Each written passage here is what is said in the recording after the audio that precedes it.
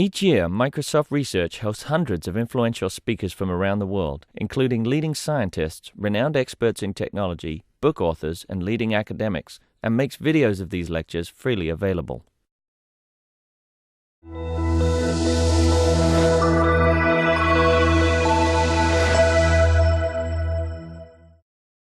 So welcome to MSR. We are going to have a speaker today, Jade Davis, who's going to talk today about MOOCs. She's from the University of North Carolina, Chapel Hill, works with Ken Hillis.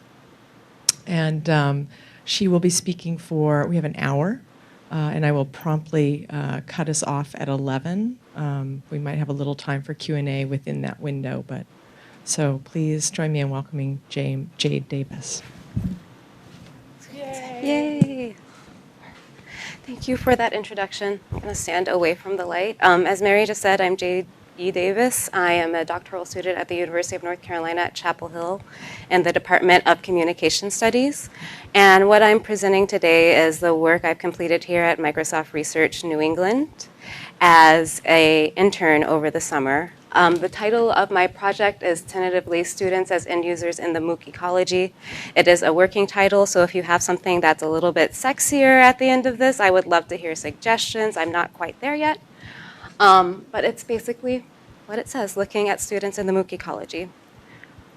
So to start with, I think I should define what MOOCs are. They're a term that I know lots of people it's a term many people have heard, but not everybody knows what it is. And what the acronym stands for is Massive Open Online Courses.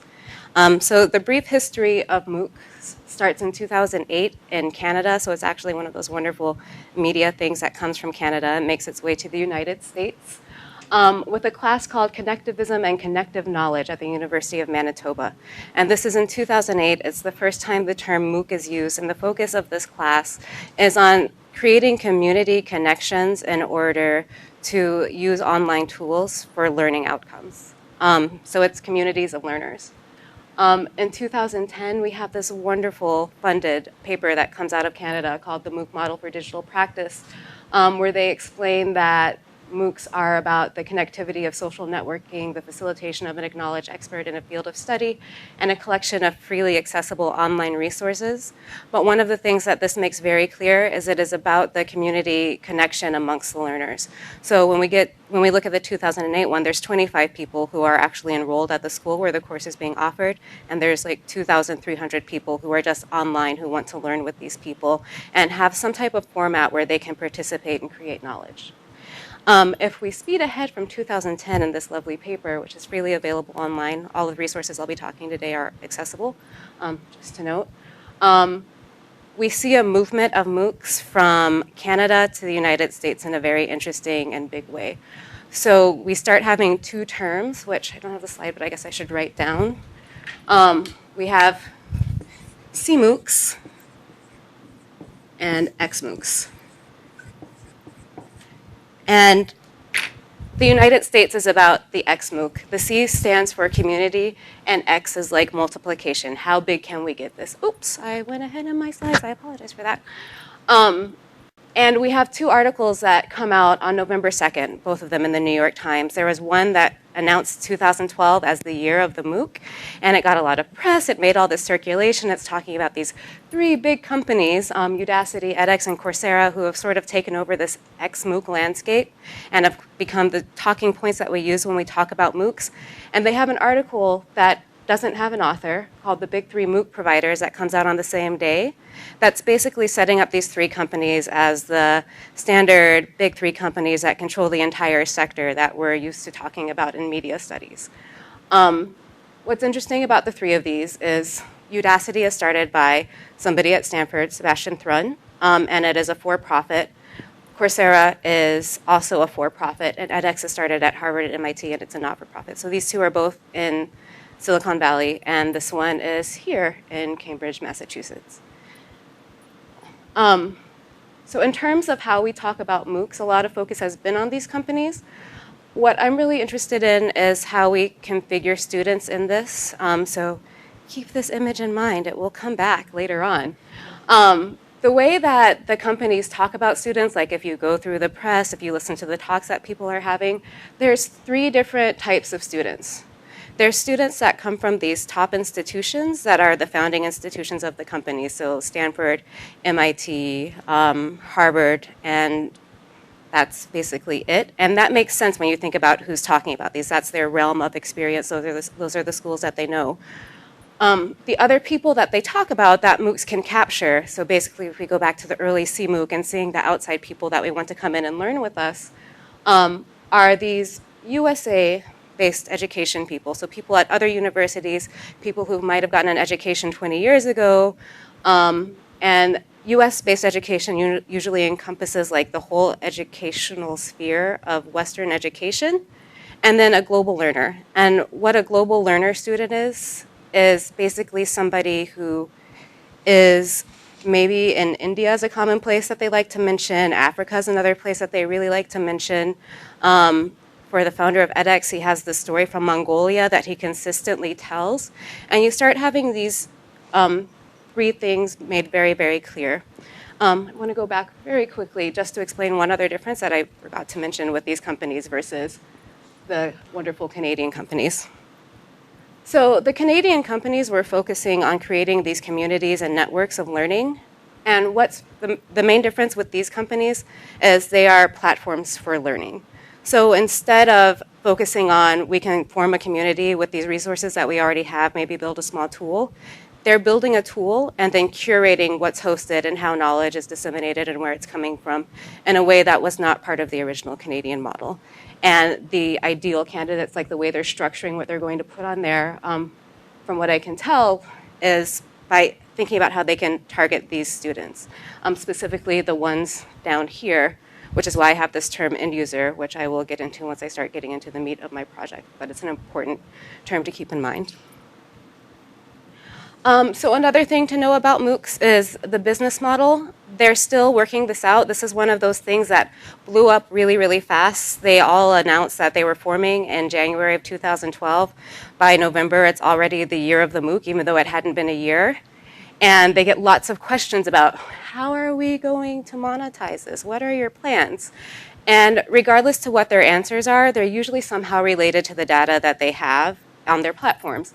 So they want to sell data about student performance to potential employers. They want to offer their platforms as data hosting services and storage for other schools. They can charge for this.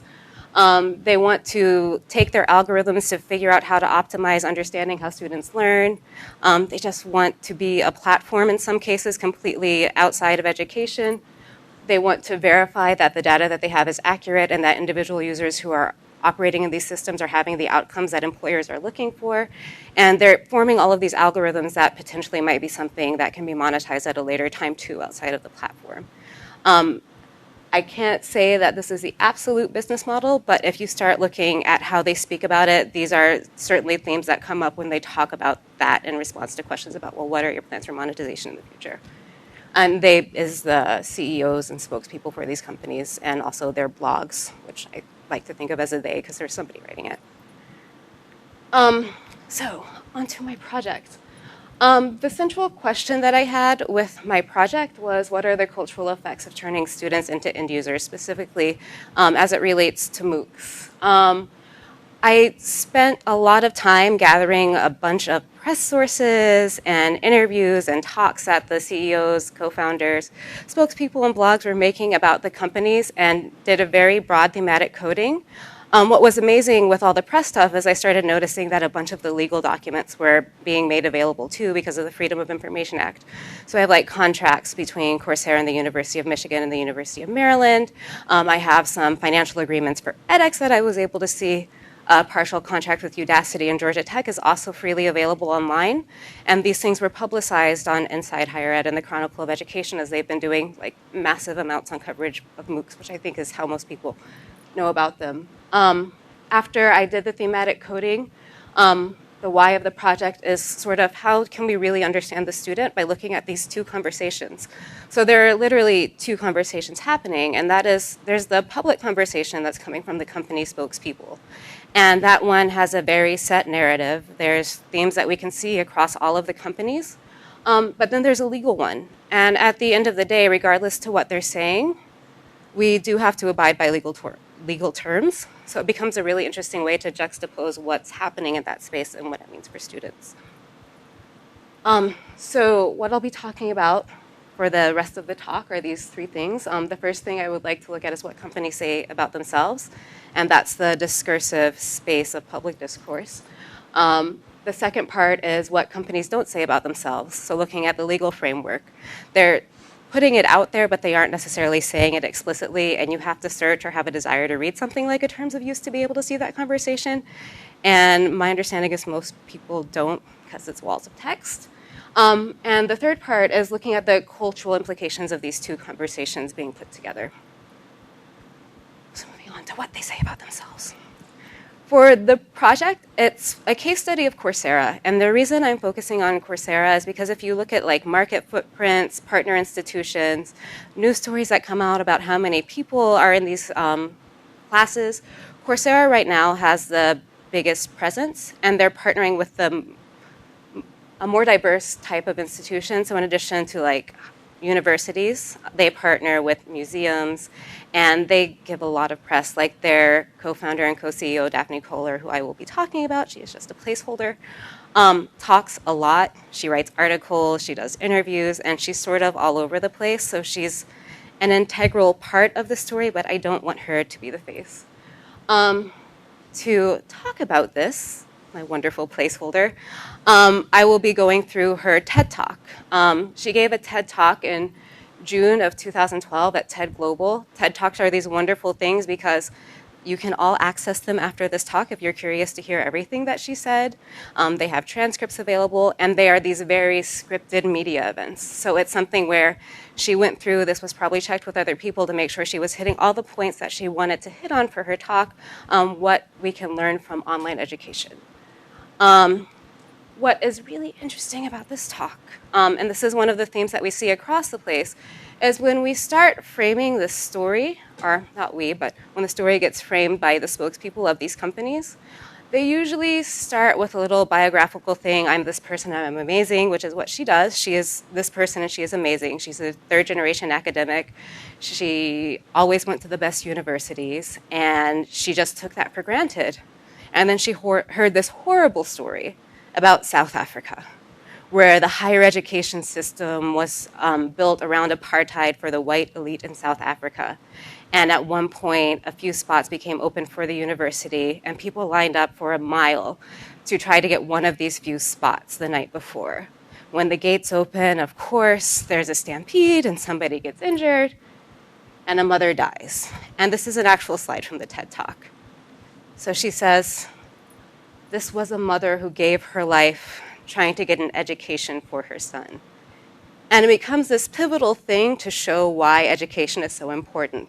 Like, there are people in the world who are literally dying for this thing that we just have. And I say this thing that we just have because the next thing that happens, and this is, again, not just Daphne Kohler from Coursera, this is all of them.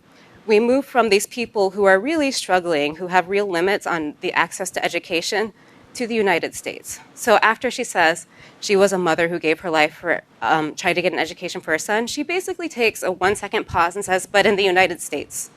So the but in the United States part is we also have these problems with the cost of healthcare, but don't forget education, because the cost has been going up so much that we should remember about this mother who's fighting, but remember that we also have these problems with cost.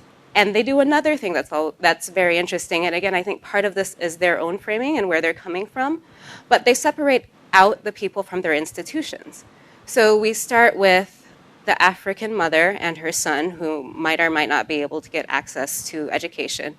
We move to the people in the United States who have these problems with education in terms of cost, and then we immediately move to the people at these top institutions, is what she says in this talk. In other talks, other people call them elite institutions. Harvard, MIT, and Stanford, there's a theme here, that don't have these problems. And by problems, I mean not just the cost, but the fact that education is suddenly a lifelong endeavor, and you constantly need to be refreshing this and coming back and trying to learn more, because if you aren't, you're risking your ability to earn for a life. And MOOCs are seen as this thing that can make it so that you will always have access to, and these are not my words, these are Daphne Kohler's words, Anat Agarwal from edX, and Sebastian Thrun from Udacity, the best education from the best universities in the world. So they really see themselves as delivering the best, but the impetus is on the individual to take advantage of that and go and learn from it. But there is a group that does not need this, and I think that's a really important distinction, because all of them say in interviews when they're asked, well, what if somebody can get into Stanford or Harvard or MIT, and they go, no, they should definitely go. So there's this belief that there's something that's coming from there that is different than everywhere else. And that's one of those themes that they talk to. And that's also one of the justifications they have for providing their service. It's, we have the best students, we have the best people, you can access them too. So outside of those themes, I'm going to go right back into the TED Talk and go to where this ended. And I think this is a really important thing to see the words and hear them said out loud, because it sort of sets up some of the dynamics altogether that they're playing on with students. So MOOCs would enable a wave of innovation because amazing talent can be found anywhere. Maybe the next Albert Einstein or the next Steve Jobs is living somewhere in a remote village in Africa. And if we could offer that person an education, they would be able to come up with the next big idea and make the world a better place for all of us. So in addition to MOOCs filling the gaps that are happening with the US education system, there's also this idea that maybe that South African child that she starts with will be the person who is the next great person in history, as defined by Albert Einstein and Steve Jobs. So if we go back to this model that I asked you to pay attention to, we can start making this more specific with how they're talking about it. So the students from the top institutions are students from Stanford, Harvard, and MIT. And then we have the university student from the USA, who is either a past student or a current student, but it's simply a student who is in the West, who is not at one of these institutions. And then we have the African Indian or somewhere else student or learner, who is the person who has this untapped potential, who wouldn't have access to education otherwise. So MOOCs are sort of filling in that bottom space, but the people at the top are safe. One of the things that I didn't say that makes students so important is when you actually go through and sort of count the words, the most common word that she uses in the TED Talk is student. She uses it 62 times. She doesn't start there or end there with the word, but when she goes in and talks about what they're doing, it's very, very student-centric. And I think it's really interesting that when they frame it, they make a point to never start with student for the most part, but it's definitely the thing that happens right in the middle, but not the thing that's designed to stick in the same way. So, can I ask, yeah. how can I understand this pyramid? Is it like the foundation and then? Yeah. So this is sort of a foundation that's supporting MOOCs. Like this is who they're targeting. And up here are people who, I mean, Harvard has explicitly said, no, we don't want our students taking MOOCs because there's something that you get from actually being on site on this campus that we think is different. So this is a foundation, and I'll keep coming back to this.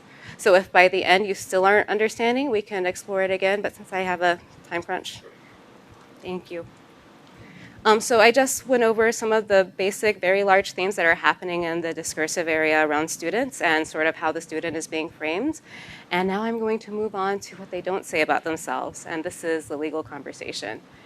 And I'm going to start with this wonderful activity for all of us, which isn't really an activity, which is just a big, giant piece of the contract. These slides are going to be very, very text-heavy, and like I said in the beginning, as a cultural practice, we tend to just glaze over the legal stuff and click through the I accept thing and just move on to a service.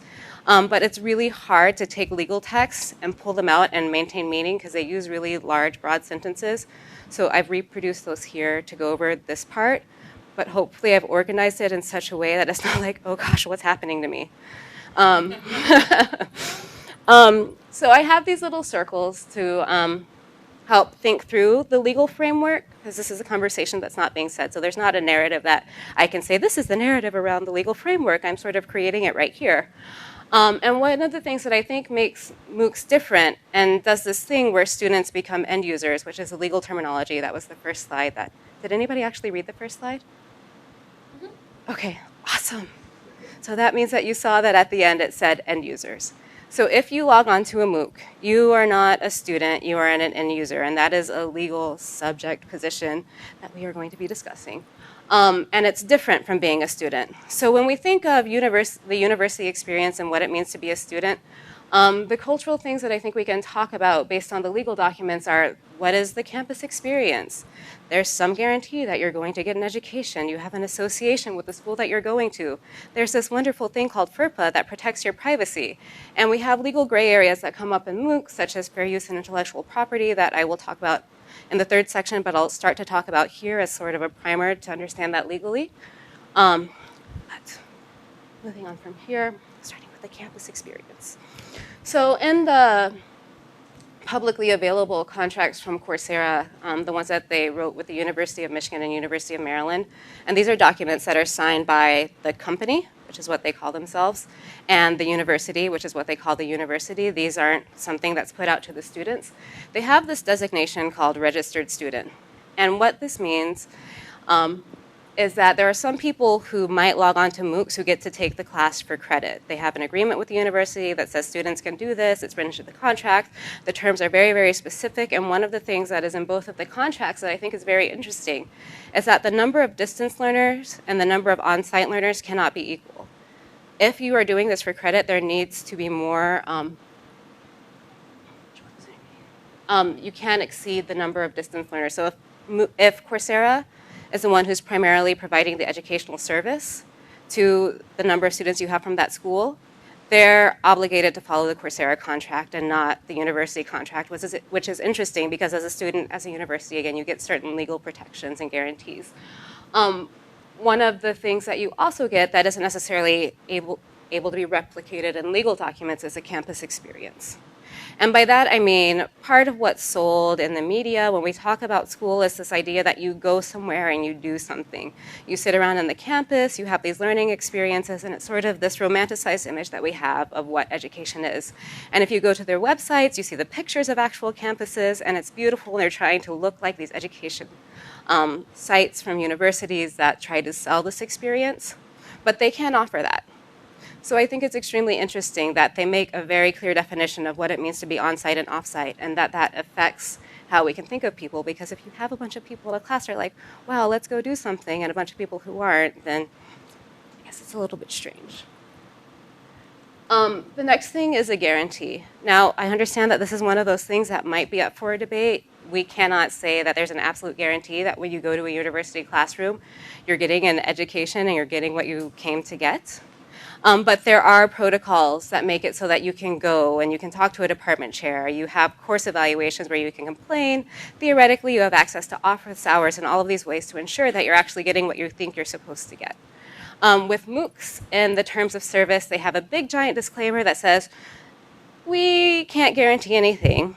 We can't give you access to anybody from one of these partner institutions that we have listed on our site. And you also don't get any of the resources.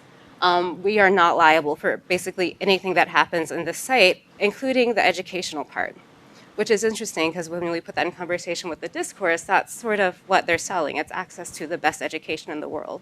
And they explicitly say in the terms of use, by the way, don't complain to us if that happens. And I think there's like a $20 limit on their liability if they don't give you what you thought you were going to get, but you have to pay for all legal proceedings. The next thing is an association. So part of picking schools is picking places that will be a part of you for the rest of your life. When you go and you submit a resume for a job or you submit your CV, you usually list the institutions that you went to. Schools are ranked. We know the difference between R1, R2, R3. All of those things have meaning. And being associated with different institutions gives people different assumptions about you. And this is one of the things that Coursera sort of trades on. Like in their contracts, they have a specific thing saying, we get to use the brand of the university. We're going to use your name and your logo. In the terms of use, they tell the student, no, not you. You don't get to do this. You are not associated with them. And that is, again, very different than what's happening in traditional higher education, and something that's important and interesting that it's happening in the legal space, especially when we think of these are students taking classes from these places. They're actually taking them from individuals. So the next thing that I think is really important is FERPA, or the Family Educational Rights and Privacy Act. And this is something that was passed in 1974, and it allows students at schools that receive state funding to have some protections with regards to their records.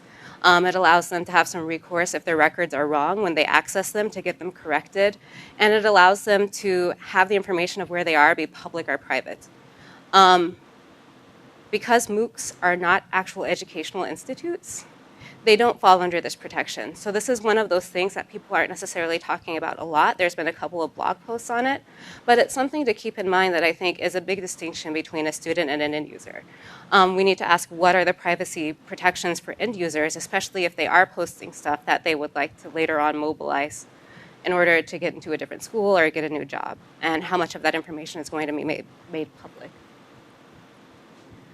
The next part, and this is going to bleed over to part 3, is the idea of intellectual property.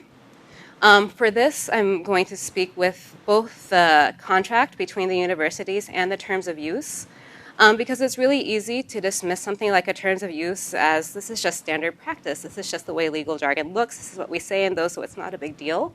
But because we have these 2 legal documents that were designed for different audiences, we can start to see choices that were made. So one of the things that happens in the contracts with the University of Michigan and the University of Maryland with regards to ownership of intellectual property and content is that the university retains rights to their content. They don't give them a license to modify it. They aren't allowed to distribute it outside of the platform. And once their contract is over, all ownership rights go back to the people, and they maintain distribution rights.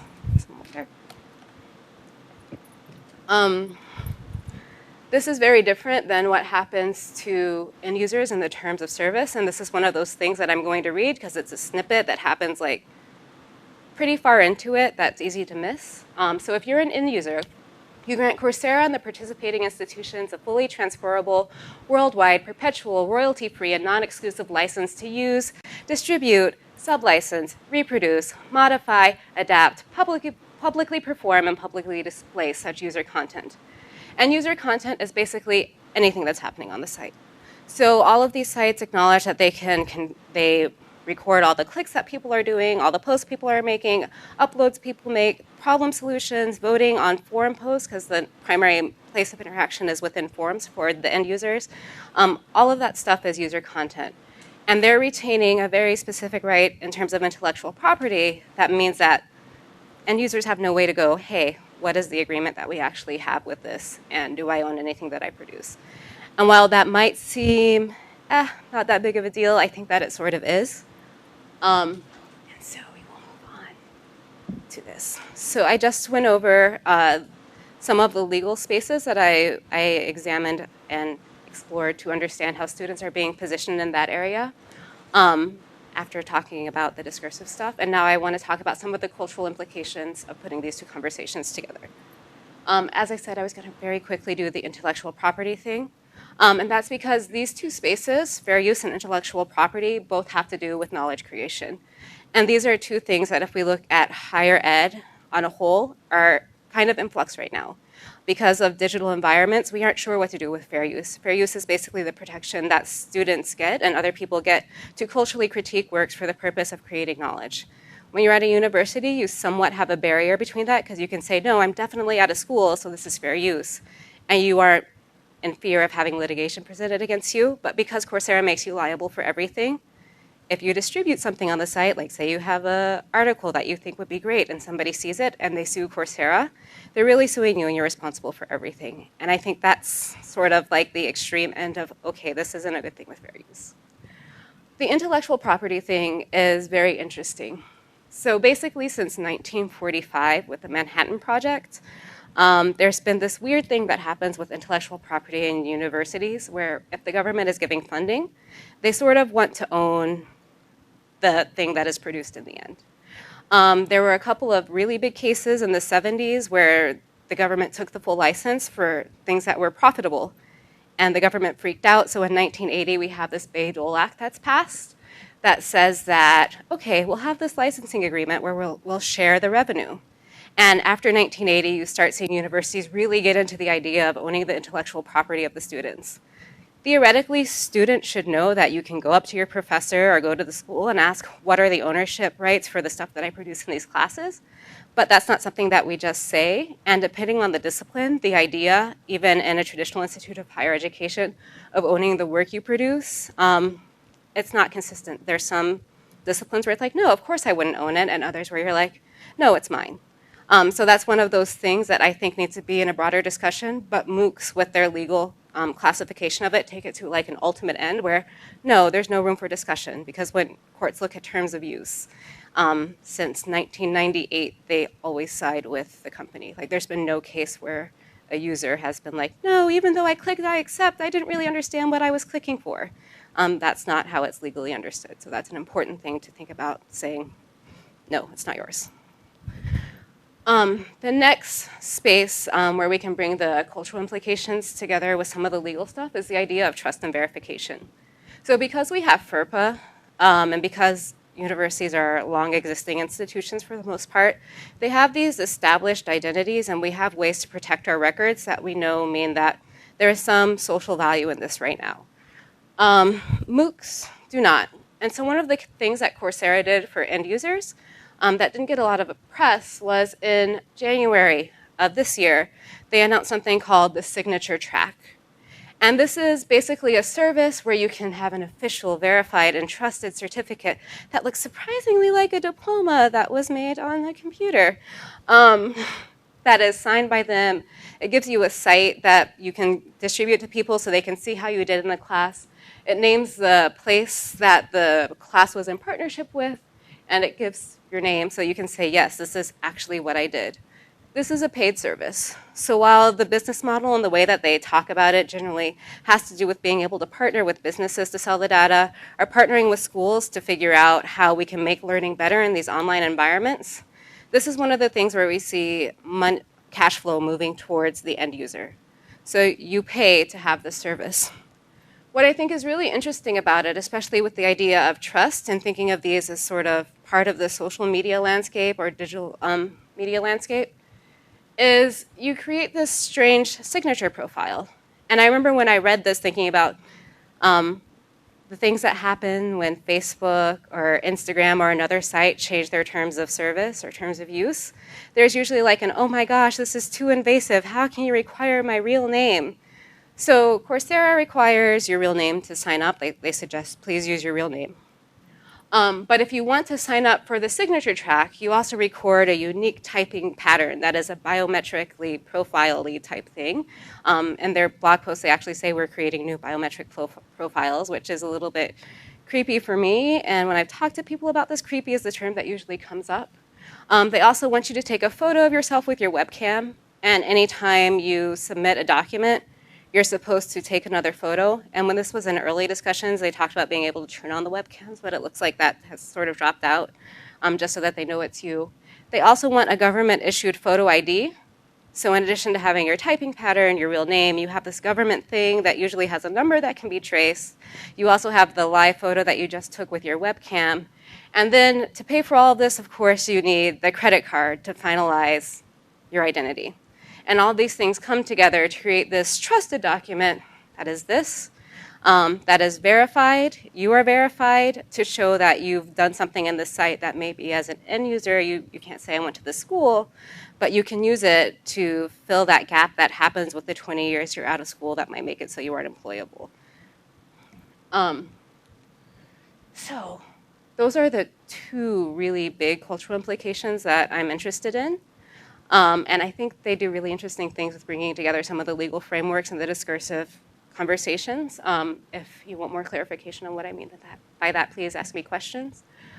So what I've talked about, as we're getting close to time, is how the companies are publicly talking about students. And in doing that, how they're not talking about end users, even though that's who they're targeting. Most of the people who log onto these sites are not going to be students. They're not going to be learners legally. They are going to be end users of a platform and end users of an algorithm. Algorithm is another thing that's in their legal framework. I've talked about how legally they defined end users as different from students. So again, these are people who cannot be associated with the university and can't fall under the rubric of FERPA and have no intellectual property rights and no protection under fair use, technically.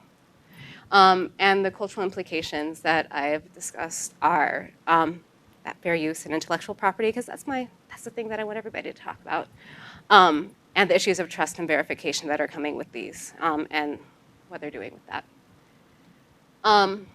My conclusion for all of this is coming back to my wonderful triangle, is that those from the top institutions are the students with MOOCs.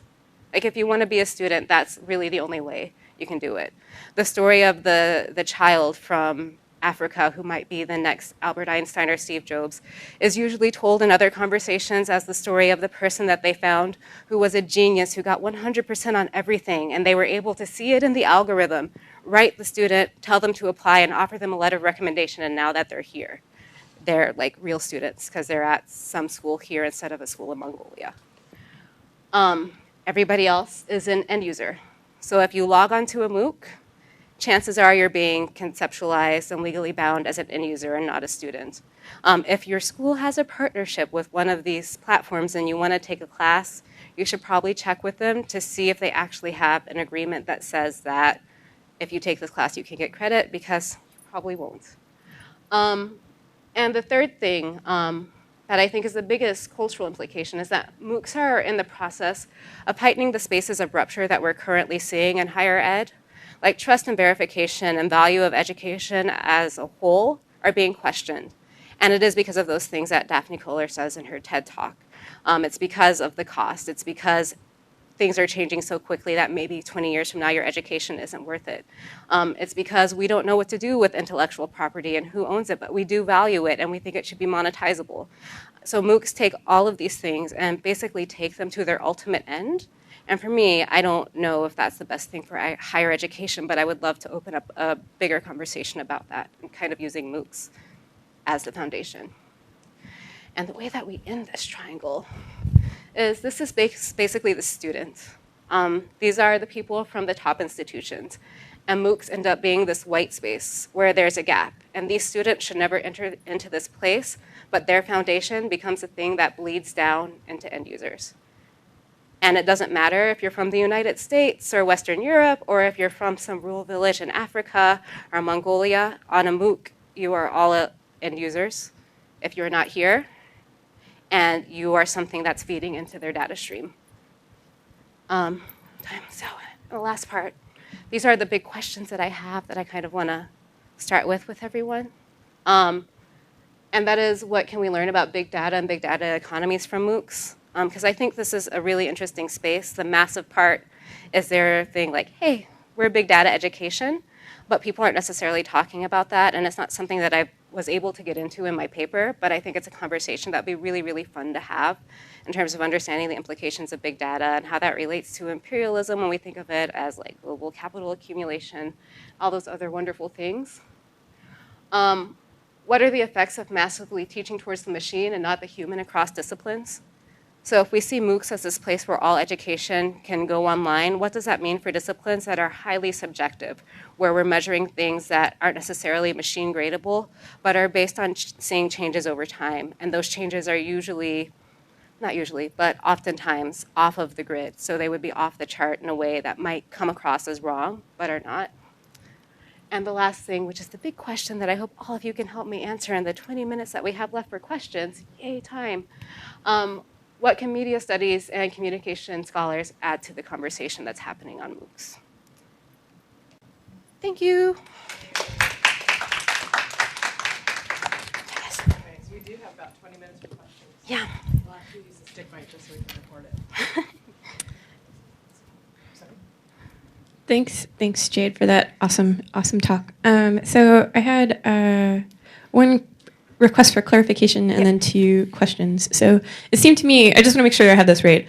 In terms of IP, it looks like the agreement was professor content stays with the professors and student content goes to the MOOCs. Is that right? Yes, okay. But not students and users, because there are registered students, which is why it's a language slip that they kind of built into talking about them. But if a student, so if I'm teaching a course at Rutgers, it's on Coursera, any content I put up stays with me, and the students at Rutgers who might take that class, that content their IP stays with the university or with? So it would depend on the terms of the contract, but right now, the way that the contracts are worded, the ones that are publicly available on all of them, and they say that the contracts are basically the same across universities, is if you have 6 on-site learners, so students who actually go to classes at Rutgers, and 6 students who are just distance learners but are affiliated with Rutgers, then even the on-site students are considered end users, so their IP all belongs to Coursera. Interesting. If you have 4 on-site students and 6 distance learners, and those on-site students stay with Rutgers. So it's one of those areas that becomes really, really slippery. Yeah. Yeah, That's so fascinating. yes and no, it depends, basically, is the response to the clarification. Thank you. And then my 2 questions. One was about like the earlier model, the Canadian model of like MOOC as community. Has that persisted, like the community component, or has that started to sort of shift into the more American component? And do you think it's possible to, or a good idea to have MOOCs that maybe are more based on a community ethic? And the other question was just if you'd seen in any of your discourse analysis, not just sort of like colonial idea of like the students over there, we need to help the students over there. But I'm also wondering if there's a narrative of like helping students who have physical disabilities, helping students who, like how can this tool help them? And if that's part of the narrative. So those are my questions. Yes. The Canadian model, I don't think has died. It's just when we look at the big press coverage, like the New York Times, they're definitely putting it as the big 3, stuff that goes up in USA Today or the stuff that's on Inside Higher Education or the Chronicle are focusing on these 3 companies. But the community of education technologists that are working with the model of CMOOC still exists. I know people who are building like these small micro MOOCs themselves and building their own platforms, so that's still there. But in terms of how we think of the public framing of it, like if I tell people, hey, I'm working on MOOCs, they're like, I've heard that term. Isn't there something happening at MIT or Stanford with that? And it's not. Isn't this really cool community learning tool? So yes, that still exists, but that's not sort of the public face that we're given right now.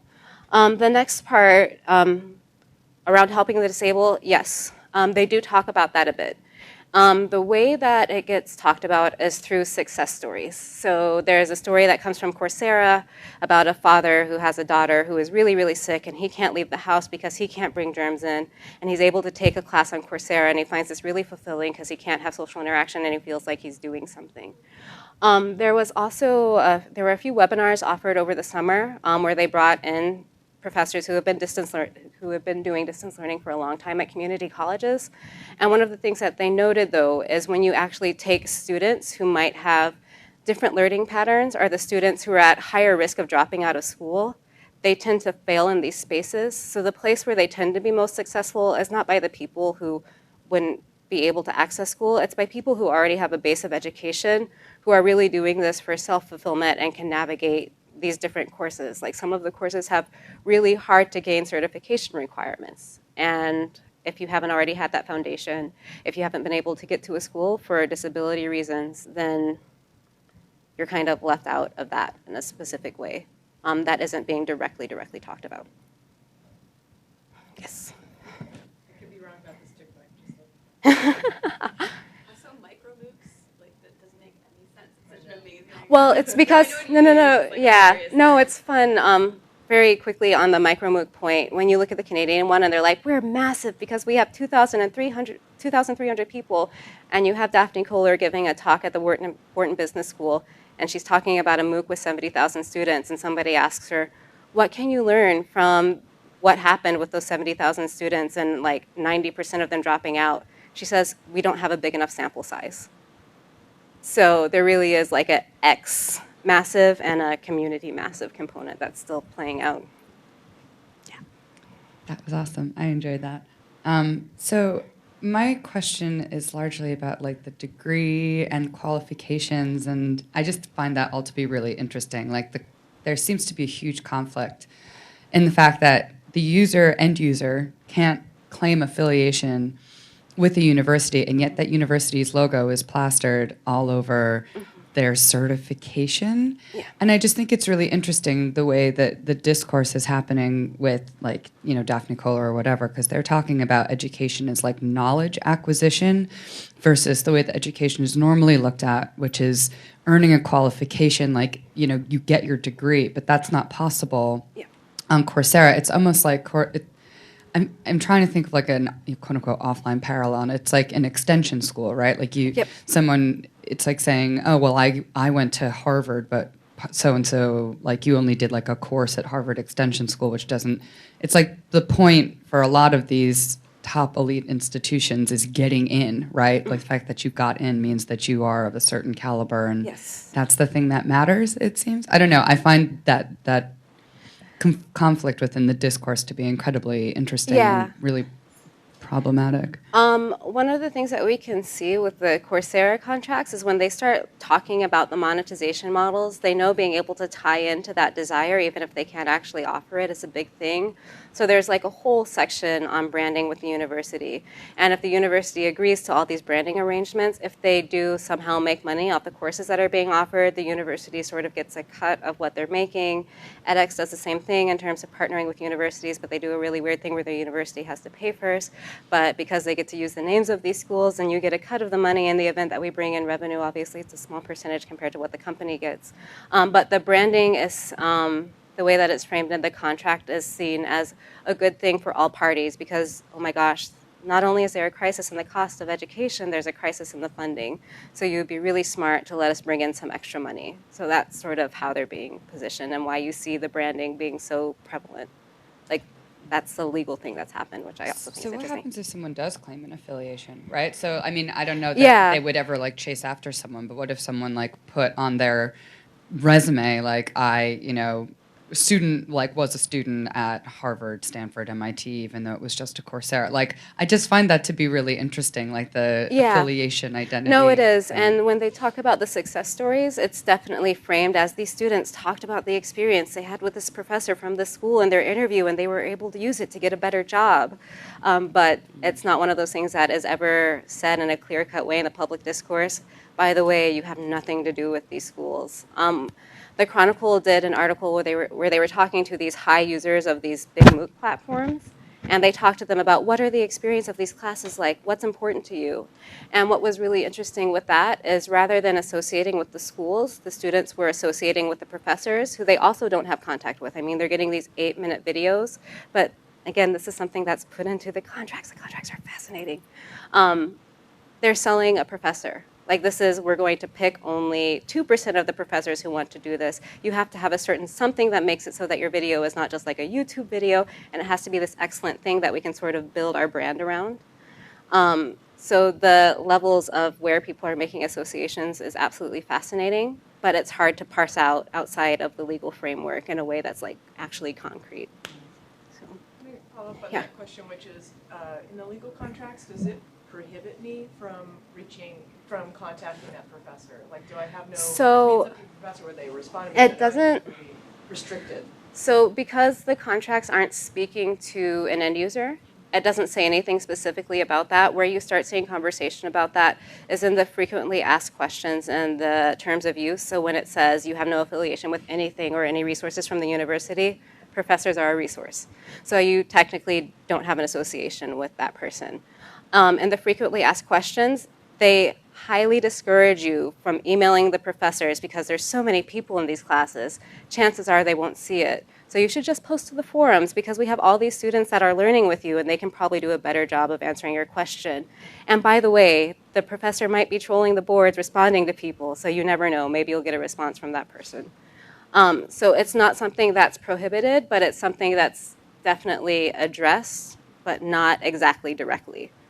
So all of this stuff ends up being a very gray space. It totally reminds me of like fan message boards from you never know.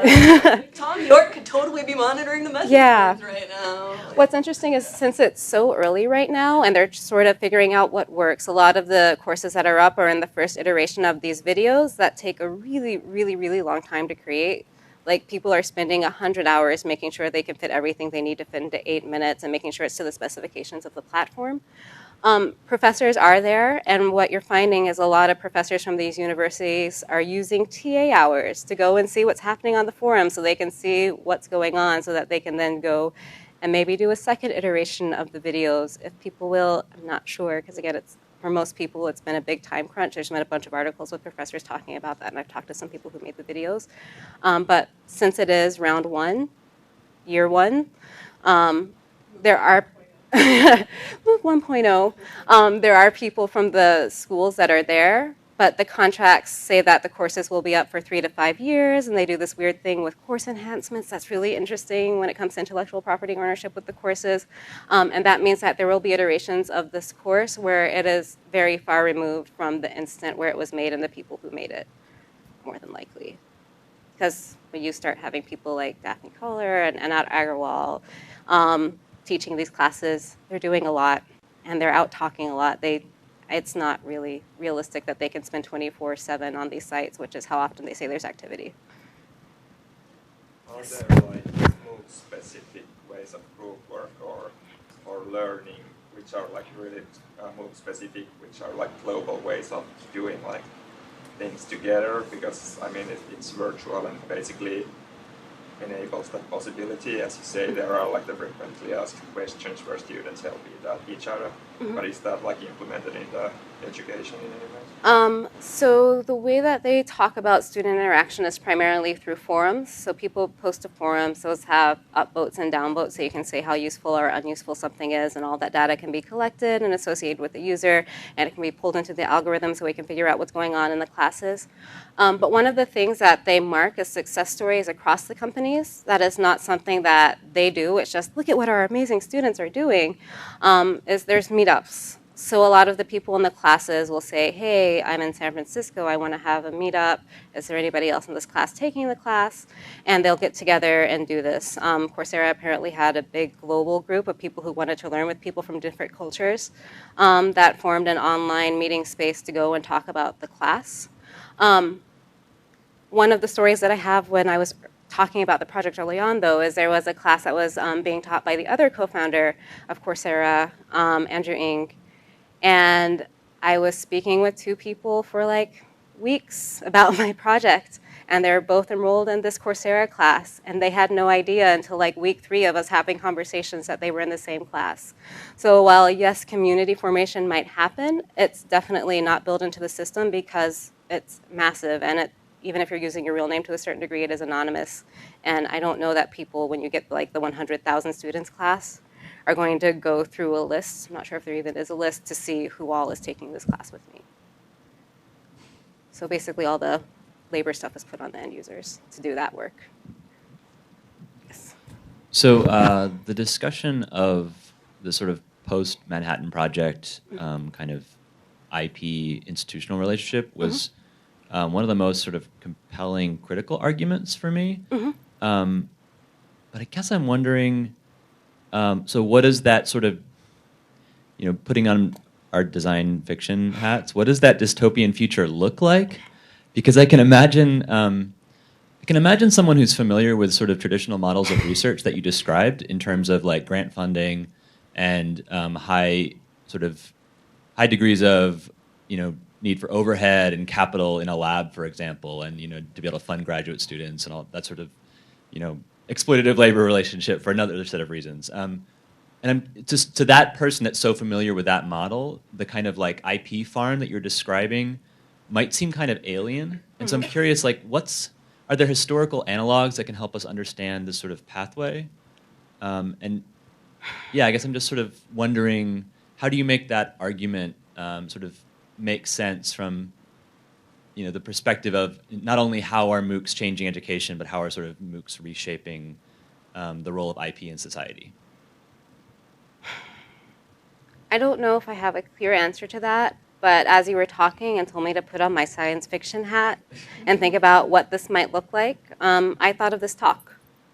If MOOCs are doing this thing where we own everything, this talk is being recorded. I signed a release that said it can be used, it can be cut up, all my words are being taped, your words are being taped, and it's no longer mine. And in classes, when we think about how they operate now, it's a place for experimentation and a place to try to figure out understanding. And we understand that we might say something that's really, really awful in the class because we don't understand something, but it's a safe space to do that. So if we start thinking about the broader implications of surveillance society and that entering school, and the fact that most computers have microphones now, who's to say that a MOOC at the end wouldn't say, we're just going to have this on all the time, like the thing that happened with the Xbox One, and this will be our intellectual property, and maybe in passing you'll have this great idea and suddenly it's yours. I think the science fiction version is because we're always in the process of understanding the world, those recordings then become a constant thing that we're like, should I even say this out loud? Because there's a chance that this can be used against me or monetized or turned into something that I'm not ready for it to be yet. And it sort of takes away the part of education that is perhaps playing or exploring or just really not being so smart yet. But that's sort of why you say I'm going to be a student. It's a position where you're inherently saying, I don't have the power here, and I'm here because I'm getting something that I wouldn't be able to get otherwise. So yes, with that, I think we're... Have you time for one more question, please? Yes. Could you comment quickly on the nonprofit for-profit distinction between Udacity and Coursera and edX? Yeah, so edX is the only one that is not for profit. They received all of their funding from Harvard and MIT. Like their startup funding came from there. Udacity and Coursera received like venture capitalist funding and angel investors to start their businesses. And the way that this is being positioned publicly is that edX really, really, really cares about learning and figuring out how people learn best and how we can use machines to enable that. So they're creating this platform that they think will be really, really great for other educational institutions to use to help their students. The other companies are not pushing that forward as their primary business model. But if you actually look at the talks, they're basically saying the same thing. Like when they show their graphs and talk about their algorithms, they're all talking about learning optimization. But the main difference is that the ones who are being funded by venture capitalists seem to not be able to make that the forefront of what they're doing. And instead, they have to start talking about the business partnerships and data monetization possibilities. And they have to list themselves as a content hosting platform, an algorithm company, and not an educational technology company, which is what edX gets to do with their association. So right now, what I would say is while they're both for-profit and not-for-profit at this point in time, and this is, again, Mary said MOOC 1.0, there's not a big difference that we can see between the three companies outside of what they forefront and as what they're doing. Thank you. So we're going to take a break for now. Join me in thanking you. So we'll take a break for 1 minute as we